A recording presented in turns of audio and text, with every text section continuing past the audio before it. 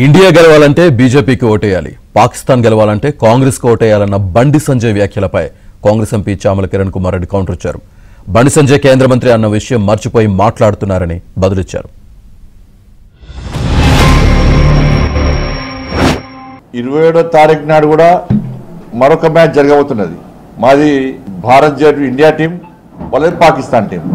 ఓటర్లు ఆలోచించుకోవాలి. India team అయినా మాకేస్తే మేము గెలుస్తాం. పాకిస్తాన్ గెలవాలనుకుంటే వాళ్ళకు ఓటేయండి. ఇండియా గెలవాలనుకుంటే మాకు ఓటేయండి. పాకిస్తాన్ గెలవాలనుకుంటే వాళ్ళకు ఓటేయండి. మాది ఇండియా టీం, వాళ్ళది పాకిస్తాన్ టీం. బండి సంజయ్ గారు చివరికి మీరు నేను ఎప్పుడు చెప్పే విధంగానే మీరు కరీంనగర్ టౌన్ లోకి పోగానే సెంట్రల్ మినిస్టర్ నుంచి మళ్ళీ కార్పొరేటర్ అవుతారు అనేది ఇవాళ మళ్ళా రుజువైంది.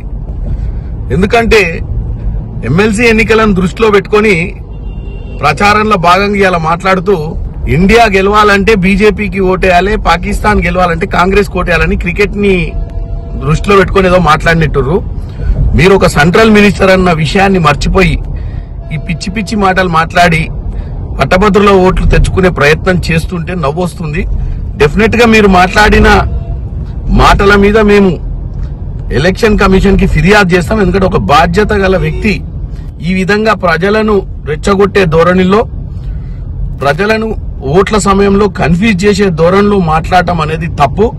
ఒక క్రికెట్ మ్యాచ్ అనే సెంటిమెంట్ ని దృష్టిలో పెట్టుకుని మీరు ప్రజల మధ్యకు వచ్చి ఒక కార్పొరేటర్ లాగా మాట్లాడటం చాలా దురదృష్టకరం.